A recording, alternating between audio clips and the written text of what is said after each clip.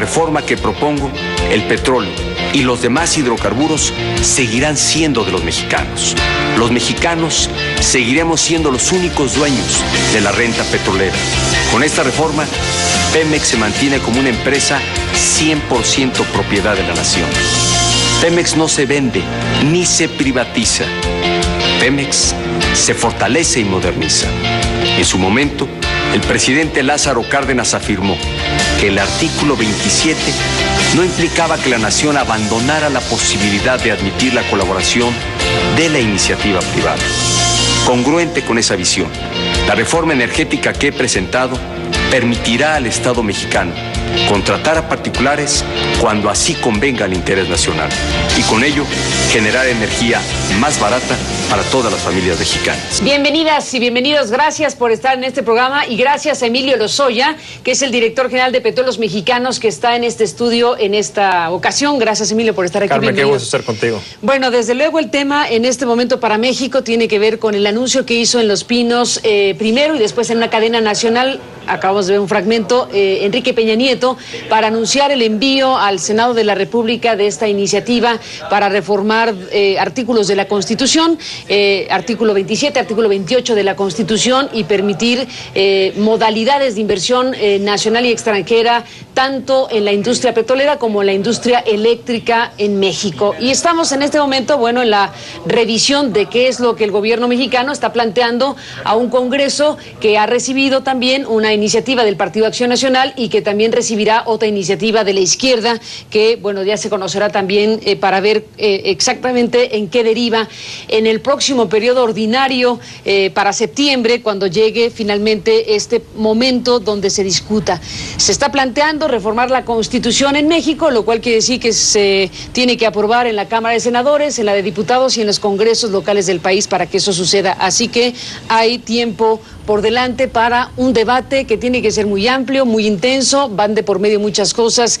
En México, Emilio, lo sabemos muy bien, el tema petrolero tiene muchos ángulos, incluidos los históricos, los ideológicos y la idiosincrasia nacional que cruza también por la figura de Lázaro Cárdenas.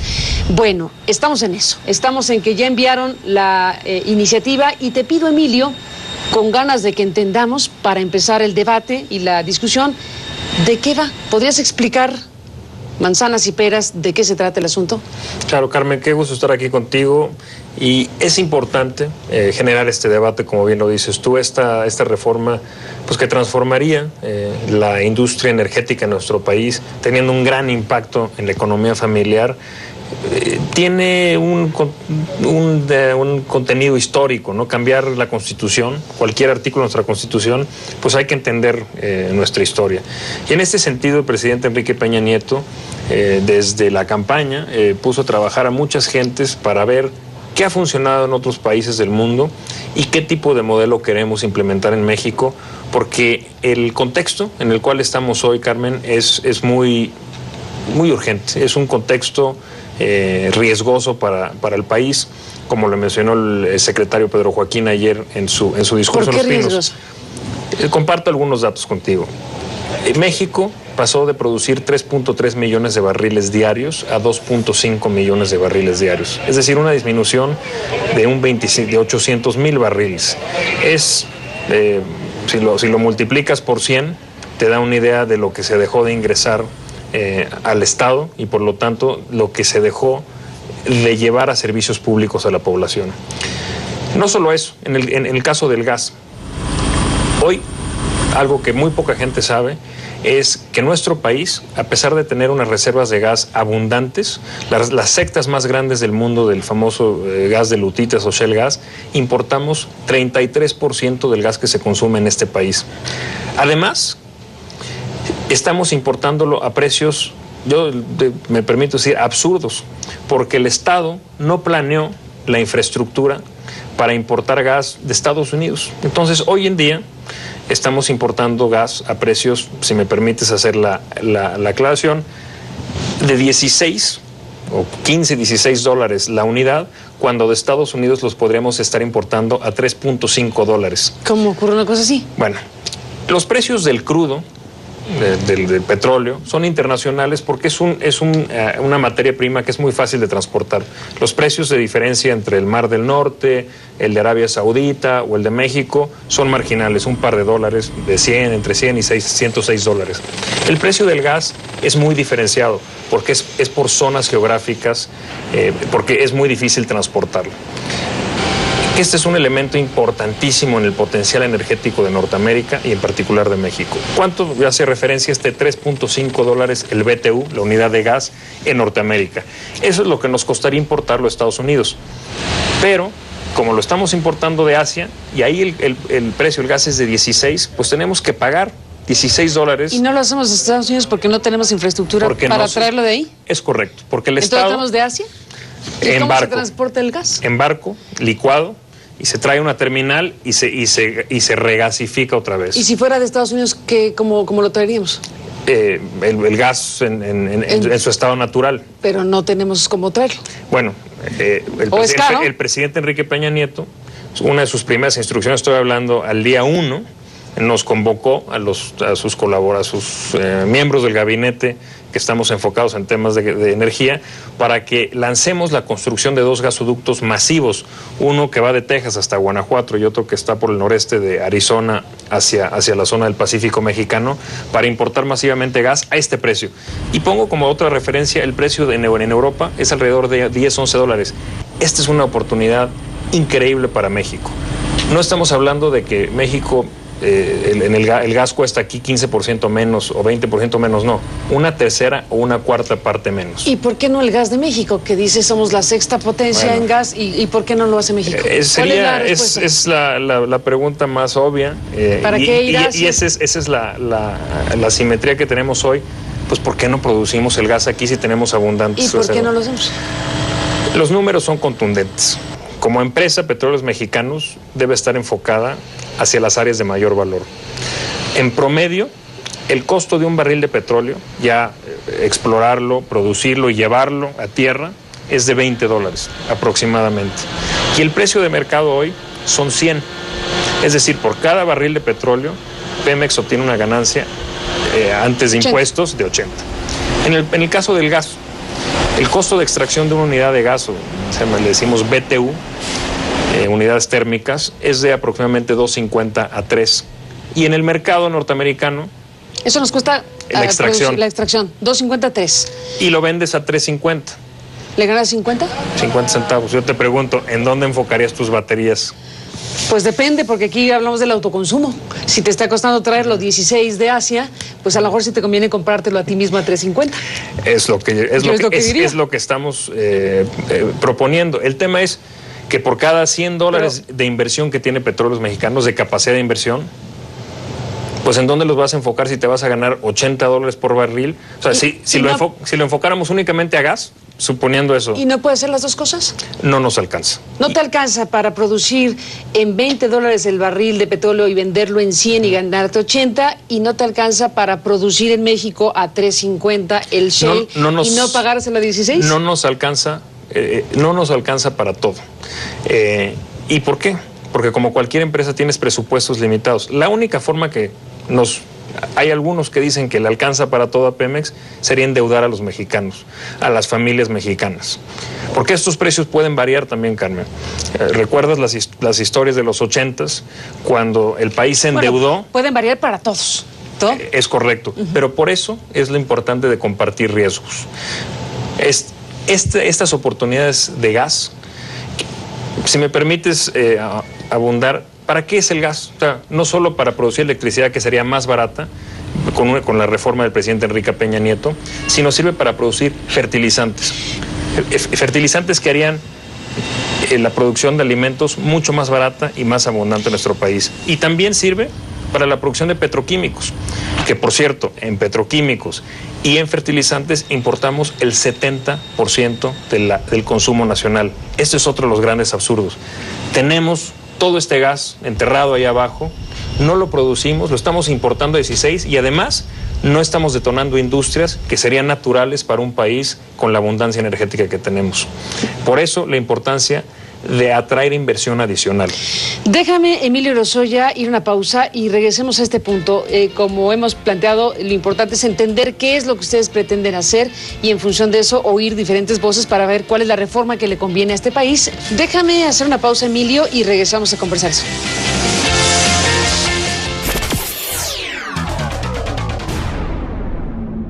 Emilio Lozoya, regresamos como director general de Pemex en esta conversación contigo sobre esta reforma energética que se plantea para México. Bueno, has dado algunas informaciones, has hablado de, ¿qué diríamos? Nuevas directrices internacionales en materia de precios del petróleo, tendencias alcistas del petróleo que ya dejan de estar como estuvieron hace más de una década, todo lo que se sabe ahora en relación a un panorama mundial. En el cómo y en el qué están planteando está el tema de que no va el gobierno mexicano por concesiones, o sea, no ofrece concesiones como muchos esperaban, muchos inversionistas. No va el gobierno mexicano por contratos que involucren la renta petrolera, sino que son utilidades compartidas. ¿Puedes explicar esta parte?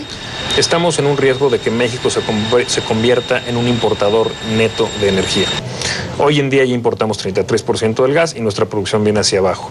Por eso se requiere mayor inversión para extraer las reservas petroleras de México y de gas y convertirlas en empleo y convertirlas en tecnología. ¿Y a qué me refiero? Hoy en día, en particular los contratos de utilidad compartida, ¿qué quiere decir? Que por cierto, en más de 50 países, incluyendo Cuba, Venezuela, Argentina, o sea, somos el último país en el mundo en ajustarnos a una realidad, en ir hacia la modernidad. ¿Qué implica para el Estado con esa utilidad compartida? Hoy en día Petróleos Mexicanos solo tiene contratos de servicios y lo voy a ejemplificar, trataré de hacerlo muy fácil. Una plataforma petrolera a Pemex, en el caso extremo en las aguas profundas, le cuesta de 4 millones a 5 millones de pesos diarios de renta. Y yo le tengo que pagar, o la empresa le tiene que pagar a quien nos renta esa plataforma, independientemente de que encuentre petróleo. Yo me pregunto si no hay mejores formas de hacer negocio para el Estado. Es decir, el riesgo. Que compartas el riesgo. ¿Y el beneficio? Obviamente, pues porque nadie le va a meter a un negocio donde tienes una probabilidad de 20 a 50% en aguas profundas, por ejemplo, de encontrar petróleo, pues dinero gratis, ¿no? Pero eso sucede, reitero, en muchos otros países donde se han dado reformas. Si me permites, el caso de Colombia, de cuando sacaron su reforma energética hace 10 años a hoy, en los últimos 10 años han duplicado el monto de su producción. Y Ecopetrol es hoy un día una referencia a nivel internacional de una empresa fuerte. Brasil, de 1993 a la fecha, en el contexto de su reforma, han triplicado su producción. Y Petrobras hoy en día es un referente internacional. México tiene la oportunidad de fortalecer a Pemex en el contexto de esta reforma y sobre todo de atraer más inversión y generar empleos. Emilio Lozoya, ¿quién determina el monto de las utilidades? ¿Qué pronóstico tienen de distribución de esas utilidades? ¿Cuál es el mapa de los contratos que podrían establecerse con empresas que liciten, básicamente con licitaciones? Serían licitados y de la forma más transparente, ¿no? ¿Quién determina el monto de utilidades y cómo se distribuye? Sería la Secretaría de Energía quien lanzaría estas licitaciones porque Pemex dejaría de ser el monopolio. Pemex tendría que competir por los nuevos yacimientos. Todos los yacimientos que tiene Pemex... Ese es un gran punto. Todos los yacimientos que Pemex hoy está llevando a producción se le dejarían a Petróleos Mexicanos. Es decir, no es que se le estén quitando los activos a Pemex.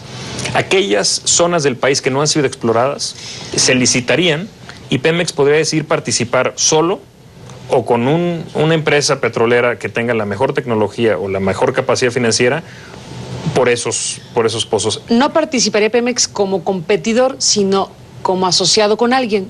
En el caso de algunas cosas se le asigna directamente a Pemex y desde luego no licita. Y en los otros asuntos, otras empresas pueden ir junto con Pemex siempre. Primero que nada, la Rectoría del Estado y la propiedad de los hidrocarburos, que es importante mencionarlo a la audiencia, seguiría siendo propiedad de la Nación. Pemex seguiría siendo 100% propiedad del Estado. Es decir, la nacionalidad de la empresa no se pierde y no se vende ni un tubo de Pemex, como ha dicho el secretario de Energía. Ahora, bueno, tornillo dice, pero a ver, imaginemos el caso que van a buscar van a aguas profundas, a una zona delimitada, etcétera. Descríbenos la escena. Pemex llegan las empresas, licitan para participar y Pemex, los ingenieros geólogos de Pemex pueden determinar que ahí no haya petróleo y que no queremos arriesgar nuestro capital ahí. Y por lo tanto no vas a participar en esa licitación. Esa es una opción. Otra opción Pero México sería, perdón, Petróleos Mexicanos sería partícipe de licitaciones como actor. ¿Puede perder Pemex una licitación? Sí. ¿Sí? Así sucede en muchos países del mundo, en Brasil, en Colombia, en Noruega. Ahora, pero reitero. Pero Pemex participando como un corporativo independiente, un corporativo como British Petroleum compitiendo en igualdad de condiciones, ¿o cómo es el asunto? Voy desde el principio.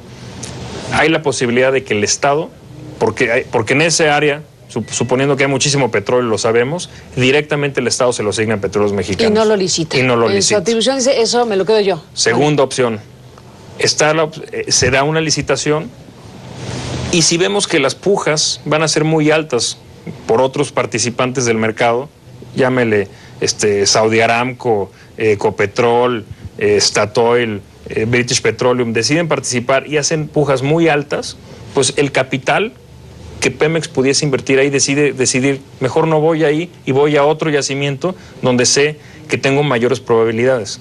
Y ahí puedo ir como Petróleos Mexicanos solo o asociado con algún privado. Y es importante mencionar lo siguiente: la competencia genera transparencia. La competencia va a generar un entorno en el que todos sepamos cuánto están pagando por los servicios todas las empresas que están participando en el mercado. Pero aquí en la parte anterior me llama mucho la atención porque querría decir que está la posibilidad dada, si la reforma se aprueba, de que Pemex participe y pierda una licitación. Es correcto. Déjame, Emilio. Sin embargo, existe la otra posibilidad de que por ser un gran yacimiento, simplemente el Estado, antes de que se haga la licitación, se lo asigne a Petróleos Mexicanos. Déjame hacer una pausa, Emilio, y regresamos en esta conversación.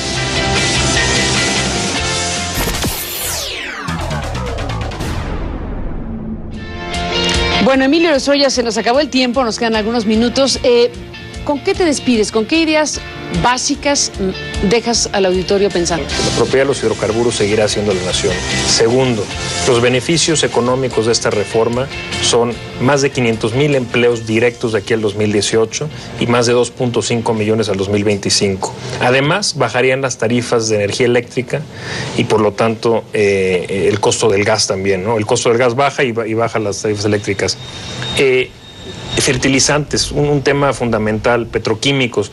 Hoy los importamos, podríamos ser exportadores. Todo esto es mano de obra y ni siquiera están contabilizados en esos 500,000 empleos a los que hago referencia. Segundo, la experiencia internacional inequívocamente apunta a que reformas de este sentido fortalecen a las empresas estatales. Pemex y sus trabajadores, y por lo tanto los mexicanos, se van a ver fortalecidos a partir de esta reforma. Si pensamos en seguir igual, un Pemex más fuerte solo se lograría a través de endeudamiento y eso es imposible. No podemos arriesgar el futuro de nuestras siguientes generaciones pensando en crecer a través de deuda. La experiencia internacional es muy clara y tenemos una oportunidad para generar los empleos en 10 años de mejor calidad. Ingenieros químicos, ingenieros petroleros, ingenieros mecánicos. Empleos que hoy en día están muy limitados porque pues Pemex ya no puede hacer todo. Es la única empresa en el mundo a la que se le pide que le entre a todos los negocios y sin compartir el riesgo. ¿Por qué no deuda? ¿Por qué no endeudar a México para crecer desde el Estado mismo con todo lo que acabas de decir? Porque ya hemos pasado por ese camino y nos ha ido mal, Carmen. Y yo no creo que las familias mexicanas quieran endeudar a las futuras generaciones. Todo depende, cómo manejes la deuda y lo que resulte de ella. La deuda de Pemex ya es cuantiosa. El crecimiento de Pemex se ha financiado primordialmente a través de deuda y yo creo que la experiencia mexicana de las últimas décadas es muy clara. La deuda manejada prudentemente como está hoy, en límites internacionalmente aceptables, es buena, pero endeudarnos más allá de lo que podemos pagar no es bueno. Y además lo más importante es hay que compartir riesgos, Carmen. El Estado hoy es quien lleva todos los riesgos en la industria petrolera. Dime una última cosa, Emilio, que todo es un debate, desde luego, en materia fiscal. En este momento, Pemex es el gran contribuyente, se calcula 30 y tantos % de las finanzas públicas como producto directo de Pemex. ¿Qué cálculo hacen de lo que pasaría si esta reforma prospera y si se cambia el régimen fiscal de Pemex? ¿En qué porcentaje Pemex, a grosso modo, contribuiría con las finanzas nacionales? Y anticipando que disminuiría ese porcentaje tan alto, ¿cómo van a compensarlo? Esta reforma energética del presidente Peña Nieto va a fortalecer a las finanzas públicas. ¿Por qué? Porque la producción va a incrementar y los ingresos ¿de aquí a que eso ocurre? Y los ingresos del fisco van a incrementarse.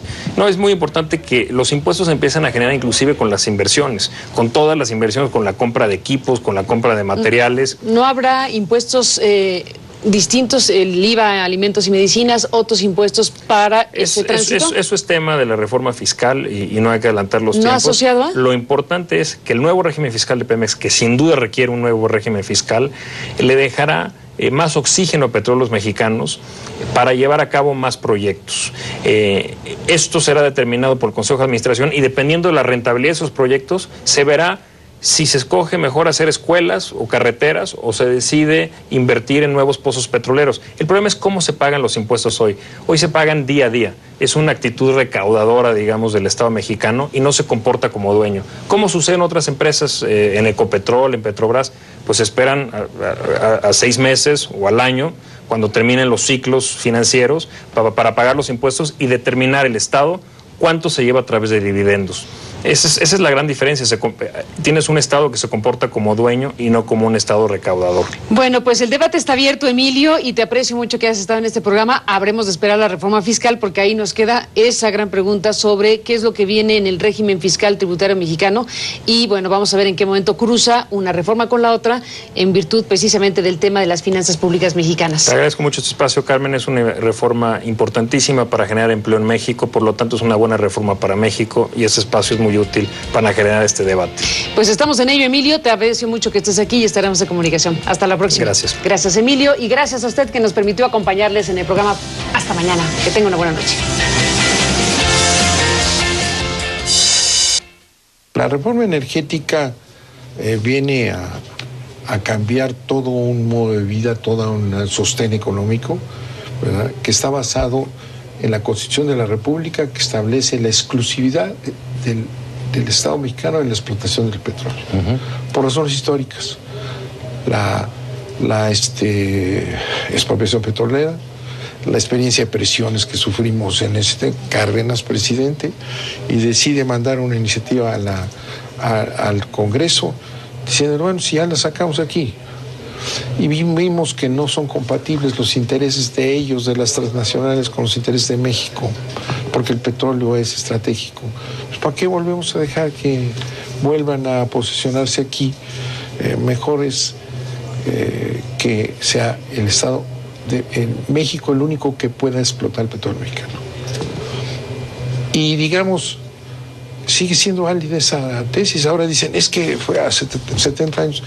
Es que habrá que entender que ese modelo es ideal. El problema del modelo no es que la exclusividad del Estado mexicano explotar el petróleo, ¿verdad?, y la no entrada de empresas transnacionales a este país. El problema es cómo se ha manejado en los últimos años, ¿verdad? Pemex es una empresa súper rentable, ¿verdad?, sostiene casi el 40% del presupuesto nacional.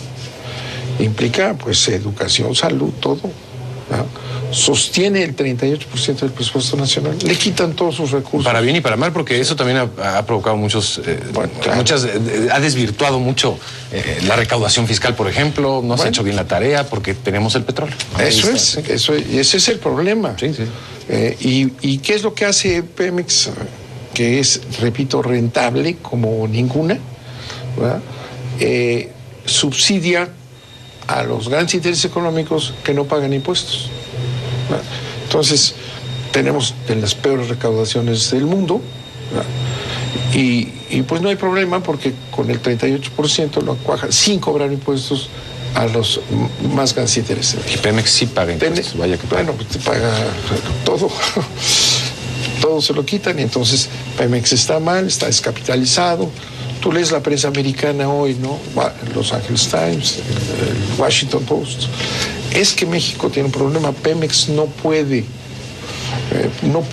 impulsar porque no hay capital, que es lo que dice la iniciativa de Peña Nieto y lo que dice, no hay tecnología, no pueden hacerlo. Entonces dices tú, bueno, tú dices que no hay dinero, ahí está, ¿eh?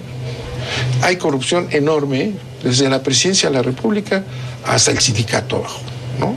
Una enorme corrupción ahí y en electricidad, que está en las mismas condiciones. Son las dos primeras empresas del país, Pemex, CFE y luego todas las demás.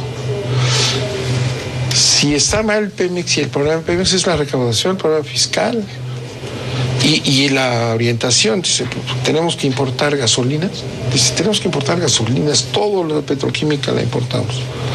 Bueno, ¿y por qué? Porque hemos destruido. México fue una de las principales potencias petroquímicas en el mundo, con enormes conjuntos de producción.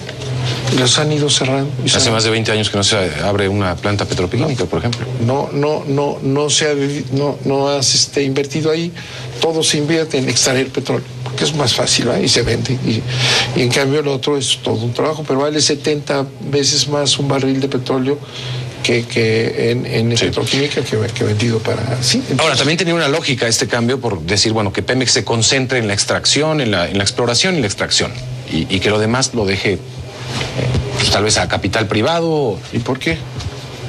Porque es menos rentable, bajo esa lógica. No. Lo más rentable es sacar el petróleo. Sí, no, pero si tú lo metes a petroquímica, tienes 70 veces más. Bueno, es todo este círculo vicioso. No cobran impuestos, le sacan a Pemex todo. Y como produce más rápido sacar crudo, entonces toda la inversión se va a sacar crudo, a petroquímica nada. Entonces dice, estamos perdiendo en petroquímica. Pero el balance, a final de cuentas, muy bien. Estamos exportando a Estados Unidos, estuvimos años, 1,5 millones de barriles diarios, ¿no? Con Cantarell, 1 millón. Hay un acuerdo que se desconoce quién lo firmó, ¿verdad? ¿O por qué? De mandar 1,5 millones de barriles diarios a Estados Unidos para aquella entelequia que se llama América del Norte. Canadá, México y Estados Unidos tenemos que asegurar seguridad energética, ¿no? De América del Norte, que es la seguridad energética de Estados Unidos. Sí, básicamente. Bueno, así lo podemos traducir. Entonces, resulta que empieza a bajar por Cantarell el envío a Estados Unidos. Los dos presidentes panistas mandaron a Estados Unidos la mitad de la reserva. Se aumentó la producción, fue una decisión, se aumentó la producción de Cantarell, se sobreexplotó. Y se fue para afuera, no dejó nada. ¿Verdad? Y exportaron los panistas, estos dos, la mitad de la reserva. ¿No? Tenemos para 9 años. Entonces allá te dicen, en el Senado americano, dicen, nos están dando menos de los 1,5 millones de barriles necesitamos, pero ya hablamos con Peña Nieto, Senado de los Estados Unidos, y nos va a dejar entrar a hacer una reforma para ayudarlos a sacar lo que falta. Y ahora dicen que Estados Unidos no necesita ya petróleo, porque el shale gas y aguas profundas van a sustituir. Mentira. Eso será en 15 cuantos años. Ahorita están exigiendo que dónde está el 1,5 millones de barriles diarios que nos mandan. Un país que no tiene más que 9 años de reservas. ¿Ya analizó la propuesta del PRD, del ingeniero, encabezada por el ingeniero Cuauhtémoc Cárdenas? ¿Qué le pasa? ¿Coincide el PT con esta propuesta? Bueno, lo que pasa es que lo principal es no reformar la Constitución. Cárdenas ya salió y dijo, no vamos a reformar la Constitución. Perfecto. Porque todo el otro proyecto que hemos discutido años, volver a unificar a Pemex, lo dividieron en 3. No hay una empresa petrolera que divida sus fuerzas. Todas están integradas verticalmente. Bueno, si tú quitas todo eso, ¿verdad? Y le quitas lo que estamos hablando, esta alta fiscalidad, ¿no? Y haces todo lo que hemos dicho, está bien, ¿sí? Eso es lo que hay que hacer. Y tienes una superempresa que cobra los impuestos, ¿no? Y divide y invierte en petroquímica. Y entonces, y en gasolinas, ¿por qué estás importando las gasolinas? Y lo usan de pretexto y dicen, bueno, es que importamos las gasolinas, importamos todo. ¡Qué barbaridad! Pues deja de hacerlo. La conclusión de todo esto que señalamos que está muy mal, que consumimos gasolinas extranjeras, pues deja de hacerlo. La conclusión es, pone en orden tu empresa, no es hay que traer a empresas extranjeras. ¿Por qué? A compartir la renta petrolera. ¿Por qué? ¿Quién hace eso? La propuesta de reforma energética del presidente Enrique Peña Nieto contempla cambios en la Constitución para permitir una mayor participación de la iniciativa privada en la industria petrolera. Así lo adelantó el presidente de la Comisión de Energía del Senado, David Penchina. Vamos a demostrar que manteniendo la propiedad privada, la propiedad pública sobre los recursos energéticos y la rectoría económica del Estado mexicano, sobre de ellos se puede combinar capital público y privado. Y ser testigo de El adelanto fue hecho luego de que el presidente asegurara que la reforma energética que presentará esta semana favorecerá a las pequeñas y medianas empresas. La reforma energética que habré de presentar en el curso de esta misma semana buscará que las empresas del país, micro, pequeñas, medianas, grandes empresas, tengan acceso adecuado a suministro de energía eléctrica y a precios competitivos internacionalmente. La propuesta oficial plantea también cambios al sector eléctrico y su discusión se llevará a cabo junto con el debate de una reforma fiscal. Cuando una empresa aporta casi 4 pesos de cada 10 al erario público, pues las consecuencias de la modificación de ese sector tienen consecuencias fiscales. El izquierdista PRD ha advertido que se opondrá a cambios en la Constitución. Nosotros no estamos por una reforma constitucional, pero más allá de eso no estamos por una reforma que permita la inversión privada, nacional y extranjera en áreas estratégicas del petróleo, del gas, de hidrocarburos, a cambio de compartir las ganancias, o lo que se ha llamado la renta. De nuestras bancadas. En julio, el PAN presentó al Congreso su propia iniciativa que busca abrir al sector energético a la competencia de empresas privadas.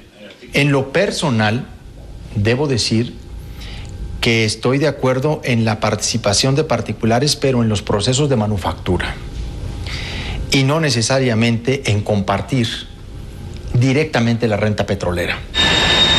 Aún se desconoce el número de artículos que la iniciativa del presidente buscará modificar. Por lo pronto está por definir si la iniciativa del presidente se discutirá en un periodo extraordinario de sesiones en el Congreso.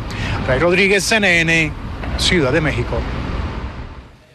Este domingo vamos a continuar con la discusión de la propuesta de reforma energética ahora del gobierno federal en nuestro programa México Opina, en una mesa con la participación del exsecretario de Energía Francisco Labastida Ochoa, ex candidato a la presidencia también, el senador panista Jorge Luis Lavalle y el economista del Colegio de México Gerardo Esquivel.